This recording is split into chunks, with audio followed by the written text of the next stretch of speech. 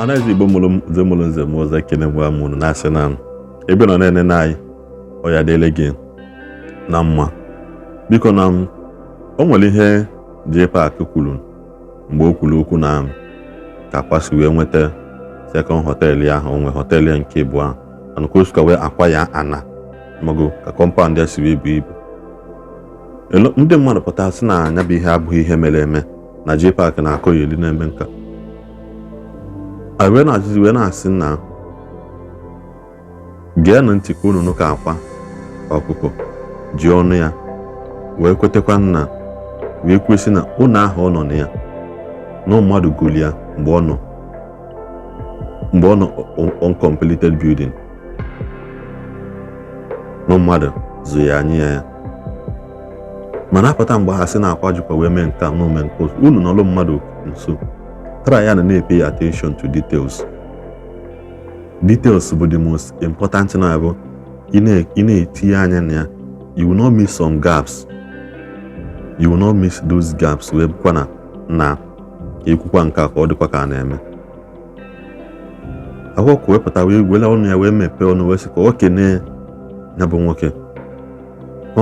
Some of unu for the video na-agafe feel na ka ekwu okwu J-Park kwuru ya bụ ihe kịta abụpụtagodi vidio bogide wee chọtakwa ebe Akwa ji ọnụ ya wee mee admit na ụlọ abụọ na enyere ya mgbe ọ nọ uncompleted building. Biko nụ achọrọ m before na vidio tiri aka na share button, Ishi echa ya, subscribe na this channel, mgbe notification gị isola anyị na-enweta notification mgbe ọbụla anyị tiri vidio of onwezikwa ihe ọzọ ị chọrọ ikwu. Biko kaba arụ drop ala ya na comment section. I like ya this video o nwekwa ike na-enwe more reaction and more suggestion and recommendation to other pages. Ngwa na the video anụ unu fo ịma na-agwa unu na 90 or 95% of testimony a na-enye na Facebook from aka ndị dibia bụ fake. Most people don't believe ya. Ọrụ dibia na ọrụ pastor bụ the more you see, the more you watch, the less you see. The more you watch, the less you see. A na-egosi moto, a na-egosi nke a na-ebute ego na-egosi gị si na ndị arụ ọrụ wete. Egosi gị moto na ndị arụ ọrụ wete. Ịma mma. Now, watch ya ka secret as we leak. Now, my guy, this thing as of last year, but they believe ya. Now I'm very, very happy now this thing I be go where now. Calm down and watch.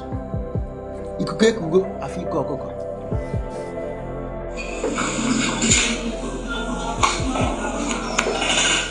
Asamuka ntiebe mwana bani kambide na bani mo. Iko online. Mwana hivi kambido ya no wanda mali wede. Ema no mmadu ko yebe nwa. Onye Nnewi a na-akpọchi ya oke eze kwesịrị ọ nọ Turkey Istanbul. Mmadụ bụ ebe a mgbe ọ dị uncompleted building mgbe finish ihe achọrọ m iji ohere a wee kene si na ọ bụrụ obere ibe gọọmenti na mmadụ golo ụlọ 30 million dashia mmadụ ogologo obere ibe ọ na-aga ọrụ ya bụ ogologo ndụ n'ala isi ike na ihe ga-achọ ndụ mmadụ ikeke nke mmadụ emeri onye ka onye mmadụ nọta 30 million ụmụkwa ego ata is 20 eji wee nye anyị so ndị anyị merụrị nne mana ndị anyị na-aga ọrụ ọkụ na ndị anyị na-ebere ebere ụdị ibe ahụ aka bịa merụ mgbe ndidi onye emeri gị amụmụ na akwa onye ọbụla tụrụ dibịa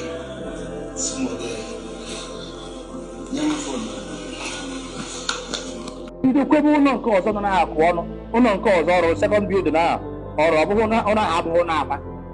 Ụlọ ahụ bụ somebody onye ahụ abụghị ya Anambra steeti mana ọ bụ agba na ebe arụ ụlọ akwasị na ọ chara compound ebu ibe kwebe ụlọ ahụ ọnụ kwegide ụlọ ahụ ọnụ dịgo nọ ego na-epush onwe ụdị ego ya bụ ịkpata akwego ụlọ ọnụ ire by force. The guy was forced to sell the house because na ego ọ tụgoro n'ụlọ ahụ eru 3/4 of ihe Akwa na-ekwe na ọ ya azụ ya Akwa zụọ ụlọ ahụ tozie. That was when ebido na-arụ triple P golden egg. All those why Akwa na-enwe issue. Ọ dịrọkwa n'ezi. Ọ ya bụ ekene dịka na nke o mere ome ọzọ. O kwukwara na ọ ya ebinye anyị Iri star. Ndị niile ekwela anyị mkpa na ba ya ebinye anyị Iri star. Obu onye butere nke enwe 300 kV. Anyị wee na-ekenekwa nwoke na-asị na adịla Igbo niile mma, biko isi enenekwa anyị isa subscribe na adịla gị mma. Anyị wee na-asị na anyị nara ekwu okwu ka anyị kwujọọ mmadụ, anyị anara ekwu ka anyị kwujọọ, anyị na-akwa na-eme ka anyị mejọọ mmadụ. Mana ebe anyị nọ n'ime bụ na nwoke bili nwaanyị bili, iji na nke ị na-eme wee na-emekpa ndị ọzọ arụ, ijikwa na nke ị na-eme wee na-eme ka ọ dịzi aka asị na ọsọsọ gị bi n'ụwa.